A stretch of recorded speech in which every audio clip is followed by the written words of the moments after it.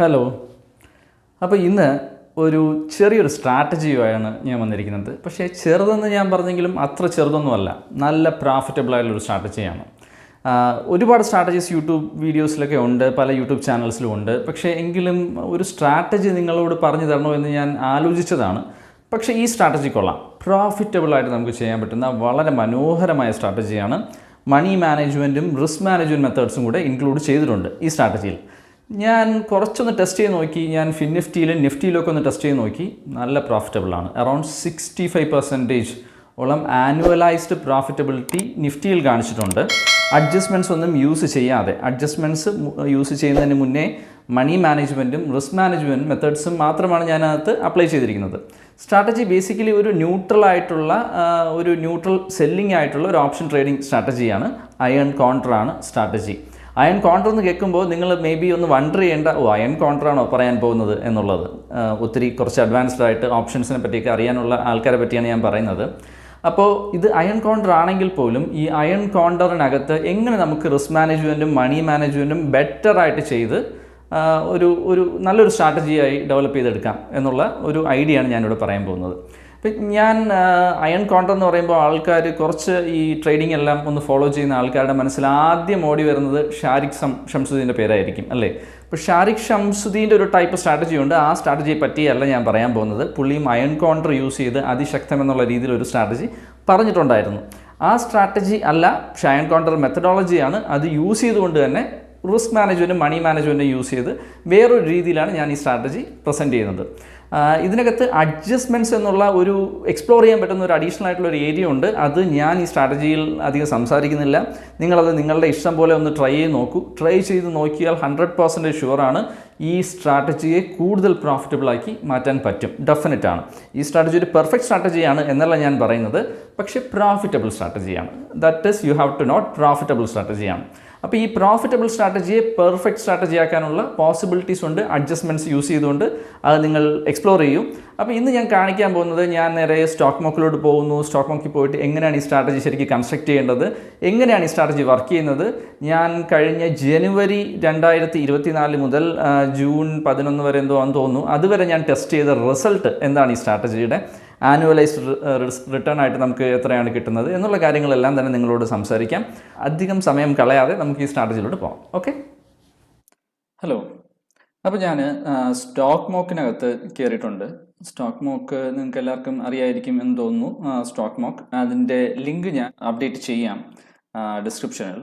അപ്പോൾ stock mock വളരെ useful ആയിട്ടുള്ള ഒരു ടൂളാണ്, ഒരു വെബ്സൈറ്റാണ് സ്റ്റോക്ക് മോക്ക് എന്ന് പറയുന്നത്. നമ്മുടെ പ്രീവിയസ് ആയിട്ടുള്ള ഓപ്ഷൻ ട്രേഡിങ് സിമുലേറ്റേഴ്സ് യൂസ് ചെയ്ത് ചെക്ക് ചെയ്യാനും ഒക്കെ യൂസ് ചെയ്യാൻ പറ്റുന്ന ഒരു സാധനമാണ് സ്റ്റോക്ക് മോക്ക് എന്ന് പറയുന്നത്. സ്റ്റോക്ക് മോക്ക് പോലെ തന്നെ വേറെ പല ഓപ്ഷൻ ട്രേഡിംഗ് സൈറ്റ്സും ഉണ്ട്. സെൻസിബിൾ ഉണ്ട്, പിന്നെ ഒക്ട്ര എന്ന് പറയുന്ന സൈറ്റ് ഉണ്ട്. പക്ഷേ സ്റ്റോക്ക് മോക്ക് വളരെ യൂസ്ഫുൾ ആയിട്ട് എനിക്ക് തോന്നി, അതുകൊണ്ടാണ് ഞാനിപ്പോൾ സ്റ്റോക്ക് മോക്ക് യൂസ് ചെയ്യുന്നത്. അപ്പോൾ ഈ സ്റ്റോക്ക് മോക്ക് യൂസ് ചെയ്തുകൊണ്ട് എങ്ങനെയാണ് നമ്മുടെ ഈ സ്ട്രാറ്റജി വർക്ക് ചെയ്യുന്നത് എന്നുള്ളത് ഒന്നൊരു സിമുലേറ്റർ വെച്ച് ഞാൻ കാണിച്ചു തരാം, എങ്ങനെയാണ് അത് വർക്ക് ചെയ്യുന്നത്. അപ്പോൾ ഞാൻ ഫസ്റ്റ് May 2 ചൂസ് ചെയ്തേക്കുന്നത്. May 2 നമുക്ക് പ്രോഫിറ്റ് വന്ന ഒരു ദിവസമാണ് May 2 എന്ന് പറയുന്നത്. അപ്പോൾ ഇതിലോട്ടൊക്കെ പോകുന്നതിന് മുന്നേ ഞാൻ ഒരു കാര്യം കൂടെ കാണിച്ചു തരാം, അതായത് ഈ സ്ട്രാറ്റജിയുടെ പ്രോഫിറ്റബിലിറ്റി എന്തോരം ഉണ്ട് എന്നുള്ളത്. പ്രോഫിറ്റബിലിറ്റി ഞാനിത് നിഫ്റ്റിയിൽ ഞാൻ ചെക്ക് ചെയ്തതാണ്. നിഫ്റ്റിയിലെ ഡേറ്റ ഞാനിവിടെ അപ്ഡേറ്റ് ചെയ്തിട്ടുണ്ട്. കുറച്ച് ഫീൽഡ്സ് ഞാൻ ഹൈഡ് ചെയ്തിട്ടുണ്ട്, കാരണം അത് റിലവൻ്റ് അല്ല. അതുകൊണ്ട് ഈ പറയുന്ന ഷീറ്റ് ഞാൻ നിങ്ങൾക്ക് ചാറ്റിട്ട് തരാം. ചാറ്റല്ല, എൻ്റെ ഡിസ്ക്രിപ്ഷനിൽ അപ്ഡേറ്റ് ചെയ്ത് തരാം വീഡിയോയുടെ. അപ്പോൾ ഇതിനകത്ത് ഞാൻ ഈ സ്ട്രാറ്റജി ജനുവരി 4 മുതൽ അതുപോലെ തന്നെ ജൂൺ 13 വരെ ഞാൻ ഈ സ്ട്രാറ്റജി ടെസ്റ്റ് ചെയ്ത് നോക്കി. ജൂൺ 13 വരെ ടെസ്റ്റ് ചെയ്ത് നോക്കിയ സമയത്ത് ഇതാണ് ഈ സ്ട്രാറ്റജിയുടെ ഓരോ എക്സ്പയറിയുടെ സമയത്ത് എനിക്ക് കിട്ടിയിരിക്കുന്ന പ്രോഫിറ്റ്, അതുപോലെ ലോസ്, അങ്ങനെയുള്ള കാര്യങ്ങളെല്ലാം. ഈ സ്ട്രാറ്റജിയുടെ മൊത്തം പ്രോബബിലിറ്റി വരുന്നത് 43% ആണ്. പ്രോബബിലിറ്റി കുറവാണ് ഈ സ്ട്രാറ്റജിക്ക്. പക്ഷേ ഇതിന് ഹയർ റിവാർഡ് ഇത് എയിം ചെയ്യുന്നു, ലെസർ റിസ്ക് ഇത് എയിം ചെയ്യുന്നു. അതുകൊണ്ടാണ് 43 പ്രോബബിലിറ്റിയിൽ പോലും ഈ സ്ട്രാറ്റജിയുടെ ആനുവലൈസ്ഡ് റിട്ടേൺ 67% ആയിരിക്കുന്നത്. 43 പ്രോബബിലിറ്റി പോലും ഇതിന് 67% ഉണ്ട്. അതായത് ഏകദേശം ഒരു 2 റിവാർഡ് ഇത് ഗെയിൻ ചെയ്യുമ്പോൾ 1% മാത്രമേ റിസ്ക് എടുക്കുന്നുള്ളൂ. അപ്പോൾ അതുകൊണ്ട് സ്കെയിലബിൾ ആയിട്ടുള്ള ഒരു സ്ട്രാറ്റജിയും കൂടെയാണ്. ഇതിൻ്റെ ഒരു ക്യുമുലേറ്റീവ് പ്രോഫിറ്റ് നിങ്ങൾക്ക് ഇവിടെ മനസ്സിലാവും. മാർജിൻ ഞാനിവിടെ കൊടുത്തിട്ടുണ്ട്. മാർജിൻ ഇവിടെ ചേഞ്ച് വന്നിട്ടുണ്ട് ആക്ച്വലി, പക്ഷേ ഞാൻ കൺസിഡർ ചെയ്തിട്ടില്ല. പ്രീവിയസ് മാർജിൻ, അതായത് ഇപ്പോൾ അറൗണ്ട് നോക്കുകയാണെങ്കിൽ ഈ സ്ട്രാറ്റജി ചെയ്യാനായിട്ട് 25,000 അടുപ്പിച്ച് മതിയാവും നിഫ്റ്റിയിൽ. കാരണം നിഫ്റ്റിയുടെ ലോട്ട് സൈസ് റെഡ്യൂസ് ആയതുകൊണ്ട് 25 ആയി നിഫ്റ്റിയുടെ ലോട്ട് സൈസ്. മുമ്പ് ഇത് 50 ആയിരുന്നു. 50 ആയിരുന്ന സമയത്തുള്ള മാർജിനാണിത്. പക്ഷേ അത് തന്നെയാണ് ഞാൻ കീപ്പ് ചെയ്തിരിക്കുന്നത്. അപ്പോൾ മാർജിൻ അഡ്വാൻറ്റേജ് ഞാനിവിടെ കാൽക്കുലേറ്റ് ചെയ്തിട്ടില്ല. അതുകൂടി നോക്കുവാണെങ്കിൽ ഇതിൻ്റെ ആനുവലൈസ്ഡ് റിട്ടേൺ കുറച്ചും കൂടി ഇൻക്രീസ് ആവത്തേ ഉള്ളൂ. അപ്പോൾ ഇതാണ് ക്യുമുലേറ്റീവ് ആയിട്ടുള്ള സ്ട്രാറ്റജിയുടെ പ്രോഫിറ്റബിലിറ്റി. 1078 തുടങ്ങി, പിന്നെ കയറി ഇതേപോലെ 3000, 4000 ആ ലെവലിലോട്ടൊക്കെ വന്ന് പിന്നെ 2905 സ്ട്രാറ്റജി എത്തി നിൽക്കുന്നത്. ജൂൺ 13 ആകുമ്പോൾ ആനുവലൈസ്ഡ് റിട്ടേൺ 67% ഉണ്ട്. അപ്പോൾ ഇത് എങ്ങനെയാണ് വർക്ക് ചെയ്യുന്നത് എന്നുള്ളത് ഞാൻ കാണിച്ചു തരാം. ഇതിനകത്ത് മെയ് 2-ാം തീയതി ശരിക്കും പറഞ്ഞ ഈ സ്ട്രാറ്റജി പ്രോഫിറ്റബിൾ ആയിട്ടുള്ള ഒരു ഡേ ആണ്. മെയ് 9 പ്രോഫിറ്റബിൾ അല്ലാത്തൊരു ഡേ ആണ്. അപ്പോൾ പ്രോഫിറ്റബിൾ ആയിട്ടുള്ള ഡേയിൽ എങ്ങനെയാണ്, പ്രോഫിറ്റബിൾ അല്ലാത്ത ഡേയിൽ എങ്ങനെയാണ് നമ്മൾ എക്സിറ്റ് ചെയ്യുന്നത്, എങ്ങനെയാണ് എൻട്രി ചെയ്യുന്നത്, എന്താണ് ഈ സ്ട്രാറ്റജിയുടെ മെക്കാനിസം, എങ്ങനെ നമ്മൾ റിസ്ക് മാനേജ് ചെയ്യും എന്നുള്ള കാര്യങ്ങളിൽ നമുക്ക് നോക്കാം. ഓക്കെ, അപ്പോൾ ഞാൻ സ്റ്റോക്ക് മോക്കിലോട്ട് തന്നെ തിരിച്ച് എത്തിയിട്ടുണ്ട്. സ്റ്റോക്ക് മോക്കിൽ ഞാൻ മെയ് 2 നമ്മൾ 9:20 ഈ സ്ട്രാറ്റജി ചെയ്യാനായിട്ട് പ്ലാൻ ചെയ്തിരിക്കുന്നത്. 9:20 എന്തുകൊണ്ട് ഞാൻ ഡിസൈഡ് ചെയ്തെന്ന് വെച്ച് കഴിഞ്ഞാൽ വലിയൊരു സിഗ്നിഫിക്കൻ്റ് ആയിട്ടുള്ള റീസൺ ഇല്ല. പക്ഷേ നമ്മളിത് എക്സ്പയറി ഡേയിലാണ് ചെയ്യുന്നത്. എല്ലാ ദിവസവും എക്സ്പയറി ഡേയ്സിലാണ് ഇത് ചെയ്യുന്നത്. ഞാൻ നിഫ്റ്റി ആണ് ഇത് ചെയ്യാൻ വേണ്ടി പ്ലാൻ ചെയ്തിരിക്കുന്നത്. ഫിൻനിഫ്റ്റിയിലും ചെയ്യാം, ഏതിൽ വേണമെങ്കിലും ചെയ്യാം, കുഴപ്പമൊന്നുമില്ല. ഏതിലും വർക്കബിൾ ആവും എന്ന് തന്നെയാണ് എൻ്റെ ഒരു പ്രതീക്ഷ. ഞാൻ നിഫ്റ്റിയിലും ഫിൻനിഫ്റ്റിയിലും നോക്കിയ സമയത്ത് ഇത് വർക്കബിൾ ആണ്. കുറച്ച് അഡ്ജസ്റ്റ്മെൻറ്റ്സ് മെത്തേഡും കൂടെ യൂസ് ചെയ്ത് കഴിഞ്ഞാൽ ശരിക്കും ഇത് പെർഫെക്റ്റ് ചെയ്ത് എടുക്കാൻ പറ്റുന്ന ഒരു സ്ട്രാറ്റജിയാണ്. അപ്പോൾ നിഫ്റ്റിയിൽ ഞാൻ കാണിച്ചു തരാം. നിഫ്റ്റിയിൽ ഡെഫിനറ്റ്ലി ഇത് പെർഫെക്റ്റ്ലി വർക്കബിൾ ആണ്. ബാക്കിയുള്ളതിനകത്തും വർക്ക് ചെയ്യും, പക്ഷേ അത് നിങ്ങൾ കുറച്ചൊന്ന് ടെസ്റ്റ് ചെയ്തതിന് ശേഷം മാത്രം നോക്കുക. ഫിൻനിഫ്റ്റിയിലും വർക്ക് ചെയ്യും. ഒന്ന് ടെസ്റ്റ് ചെയ്തതിന് ശേഷം മാത്രം നിങ്ങളത് ആക്ച്വലി ഡിപ്ലോയ് ചെയ്യുക.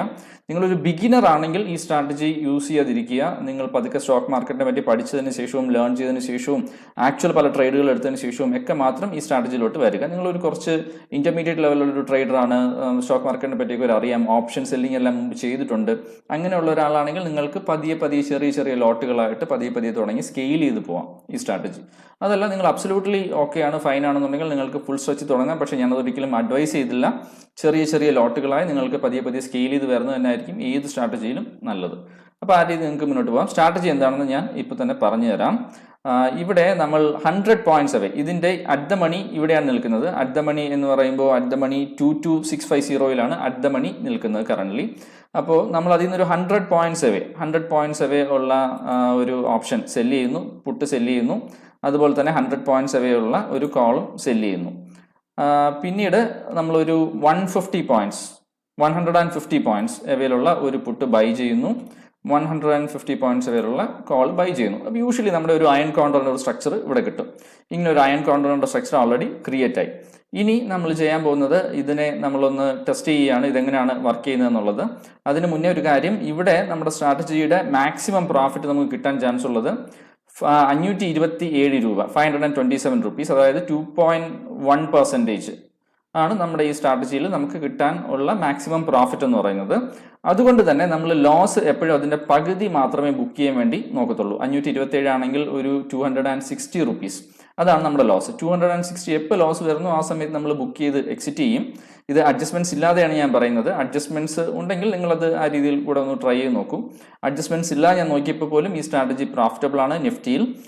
ഞാനിപ്പോൾ പ്ലെയിൻ ആയിട്ട് നിങ്ങളോട് പറഞ്ഞു തരാൻ പോകുന്നത്, എപ്പോഴാണോ 520 rupees വരുന്നത് ആ സമയത്ത്, അത് എക്സ്പയറിയുടെ സമയത്തായിരിക്കും വരിക, അത് മാക്സിമം ആയിട്ടുള്ള പ്രോഫിറ്റ് ആയിരിക്കും. ഇതിന്റെ പകുതി, അതായത് 260 എപ്പോഴാണോ വരുന്നത് ആ സമയത്ത് നമ്മളത് ലോസ് തന്നെ ബുക്ക് ചെയ്യും. ലോസ് സ്ട്രൈറ്റ് അവേ പോയി ബുക്ക് ചെയ്യും, അഡ്ജസ്റ്റ്മെന്റ്സ് ഒന്നും യൂസ് ചെയ്യാതെ. പ്ലെയിൻ ആയിട്ടുള്ള ഒരു മെത്തഡാണ്, പക്ഷേ ഇതും പ്രോഫിറ്റബിൾ ആണ്. അപ്പോൾ ഞാനത് സ്റ്റാർട്ട് ചെയ്യുവാണ്. നമ്മൾ ഒരു 15 minutes ആയിട്ട് നമുക്ക് ഒന്ന് നോക്കാം. ഫസ്റ്റ് 15 minutes നോക്കുമ്പോൾ 88 rupees പ്രോഫിറ്റിലാണ്. അടുത്ത 15 105, 120. അത് കഴിഞ്ഞ് സ്ട്രാറ്റജി പ്രോഫിറ്റിൽ തന്നെയാണ് ഇപ്പോഴും. സ്ട്രാറ്റജി ഞാൻ മൂവ് ചെയ്തുകൊണ്ടിരിക്കുമ്പോൾ 10:50 സ്ട്രാറ്റജി പ്രോഫിറ്റിൽ തന്നെയാണ്, പിന്നെയും പ്രോഫിറ്റിൽ തന്നെയാണ് കണ്ടിന്യൂ ചെയ്യുന്നത്. 15 minutes വെച്ച് മൂവ് ചെയ്തുകൊണ്ടിരിക്കുകയാണ് ഞാൻ. 137 rupees പ്രോഫിറ്റിലാണ്, 107 പ്രോഫിറ്റിലാണ്. 260 ആണ്, -260 ആണ് നമ്മുടെ സ്റ്റോപ്പ് ലോസ് ലെവൽ ഈ സ്ട്രാറ്റജിയുടെ. എപ്പോഴാണോ -260 വരുന്നത് ആ സമയത്ത് മാത്രമാണ് നമ്മൾ എക്സിറ്റ് ചെയ്യുന്നത്. നമ്മളിപ്പോൾ ഓരോ 15 minutes വെച്ച് മൂവ് ചെയ്യുന്നു. ഇപ്പോൾ ഉച്ചയ്ക്ക് 1:35 ആയിട്ടുണ്ട്. 260 രൂപ പ്രോഫിറ്റിലാണ് സ്ട്രാറ്റജി. നമ്മളത് കണ്ടിന്യൂ ചെയ്യുകയാണ്. ഇനിയാണ് ടൈം വാല്യൂവിൻ്റെ ഡീക്ക് കൂടുതൽ സംഭവിക്കാൻ പോകുന്നത്. 2:20 2:35 2:50 വൈകുന്നേരം ഉച്ചയ്ക്ക് 2:50 അത് കഴിഞ്ഞ് സ്ട്രാറ്റജി ഏകദേശം 3 മണി പാസ് ചെയ്ത് കഴിഞ്ഞു. 3:20 മേ ബി നമുക്ക് കുറച്ച് നേരം കൂടെ വേണമെങ്കിൽ നോക്കാം. 3:20 തന്നെ സ്ട്രാറ്റജി അതിൻ്റെ മാക്സിമം പ്രോഫിറ്റിൽ എത്തിക്കഴിഞ്ഞു. 527 നമ്മളങ്ങനെ 527 ഈ സ്ട്രാറ്റജിയിൽ ആക്റ്റീവ് ചെയ്തു. നമുക്ക് 2.2% റിട്ടേൺ നമുക്ക് ആ ദിവസം ഈ സ്ട്രാറ്റജിയിൽ കിട്ടി. ഇത് കമ്പാരിറ്റീവ്ലി വളരെ ഈസിയാണ്. ഇതിനകത്ത് നമുക്ക് മാനേജ് ചെയ്യേണ്ടതായുള്ള പ്രശ്നങ്ങളൊന്നുമില്ല. നമ്മൾ രാവിലെ 9:20 സ്ട്രാറ്റജി അപ്ഡേറ്റ് ചെയ്യുന്നു, വെറുതെ വെയിറ്റ് ചെയ്യുന്നു.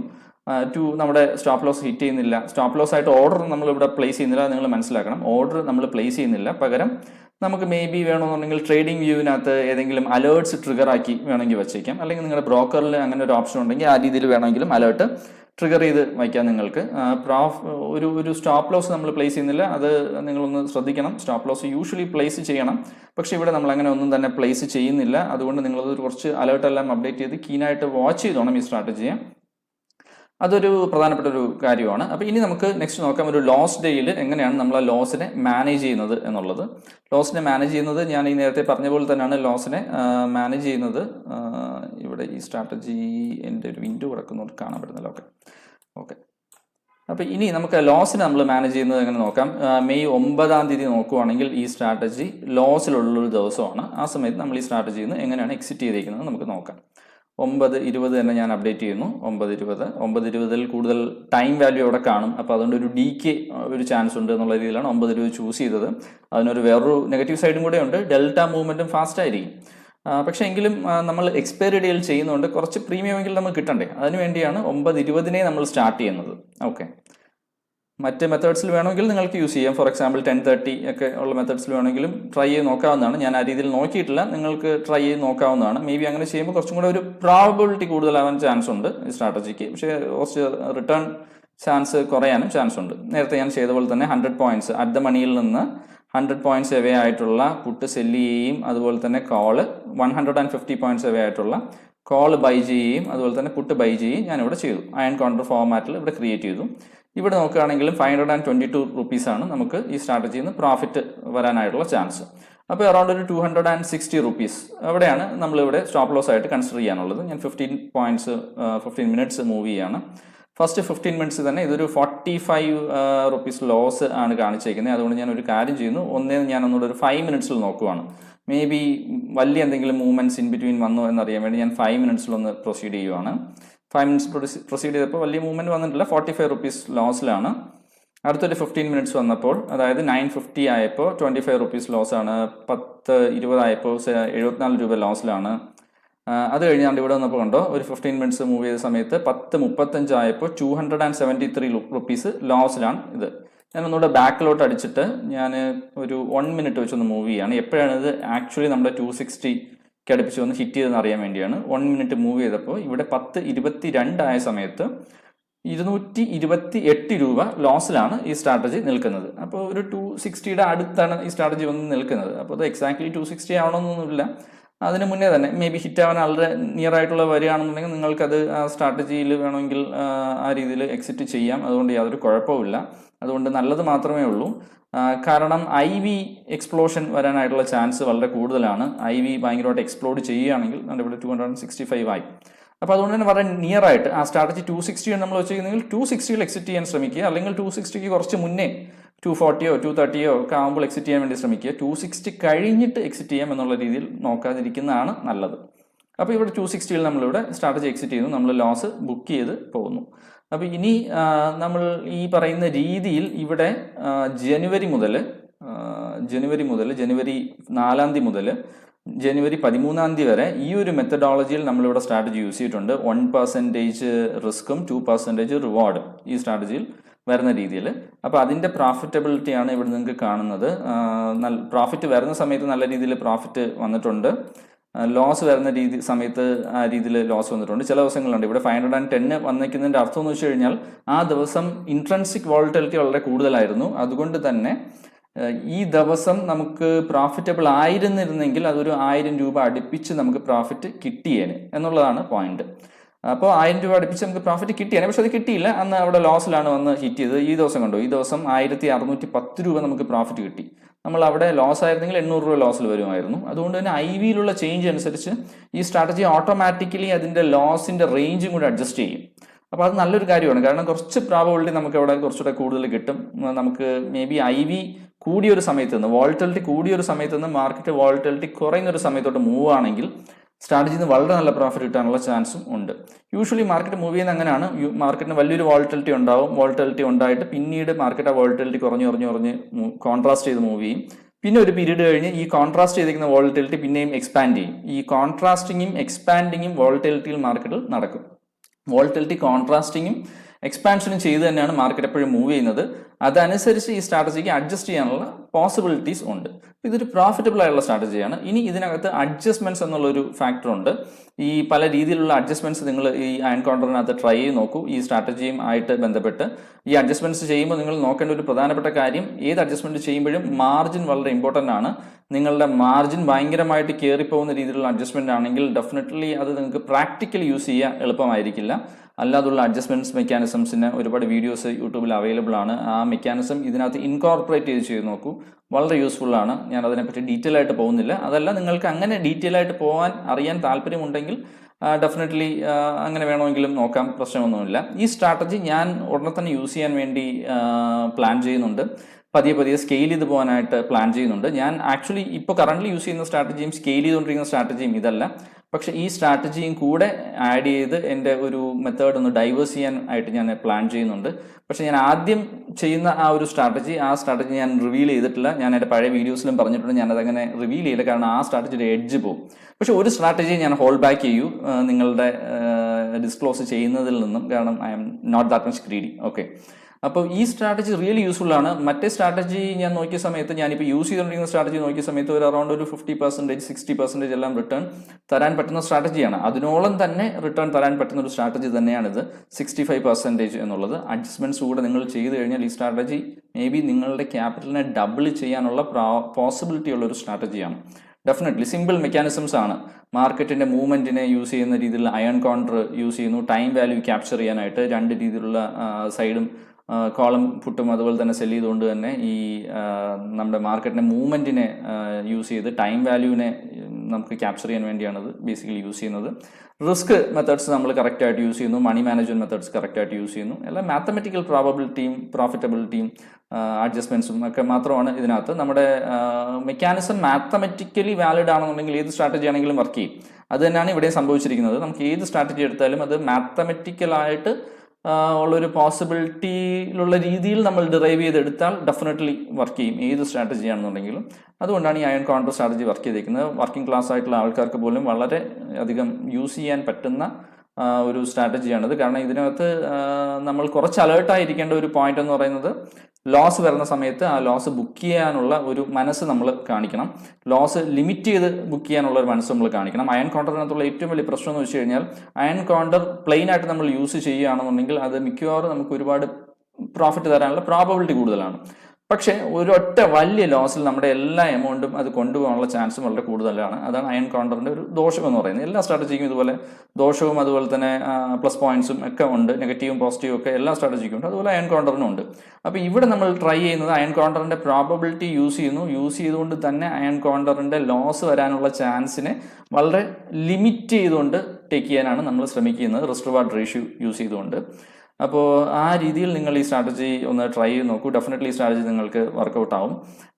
ഈ സ്ട്രാറ്റജി നിങ്ങൾ യൂസ് ചെയ്യുന്ന സമയത്ത് ഡെഫിനറ്റ്ലി നിങ്ങളൊരു ബിഗിനർ ആണെന്നുണ്ടെങ്കിൽ ഇതിനെപ്പറ്റി കൂടുതൽ പഠിച്ച് പതിയെ ചെറിയ ലോട്ടുകളൊക്കെ ആയിട്ടൊക്കെ വേണമെങ്കിൽ സ്റ്റാർട്ട് ചെയ്യാവും. ഇന്റർമീഡിയറ്റ് ട്രേഡർ ആണെന്നുണ്ടെങ്കിലും അങ്ങനെ തന്നെ നിങ്ങൾ സ്റ്റാർട്ട് ചെയ്യുന്നത് തന്നെ ആയിരിക്കും ഏറ്റവും ബെറ്റർ ആയിട്ടുള്ള ഒരു കാര്യം. ഓക്കെ, അപ്പോൾ ഈ സ്ട്രാറ്റജി എന്തായാലും നിങ്ങൾക്ക് മനസ്സിലായി കാണും എന്ന് ഞാൻ വിചാരിക്കുന്നു. നിങ്ങൾക്ക് ഇഷ്ടമായെങ്കിൽ കമൻറ്റുകൾ ഡെഫിനറ്റ്ലി പേസ്റ്റ് ചെയ്യുക. അതാണ് എനിക്ക് ഈ വീഡിയോസ് ചെയ്യാനായിട്ടുള്ള ഒരു പ്രചോദനം. ഡെഫിനറ്റ്ലി എല്ലാവർക്കും നല്ല രീതിയിലുള്ള പ്രോഫിറ്റ് ഉണ്ടാവട്ടെ. എല്ലാവരും നല്ല രീതിയിൽ പ്രോഫിറ്റബിൾ ആയിട്ടുള്ള ട്രേഡേഴ്സായി മാറട്ടെ. Happy trading. Bye bye.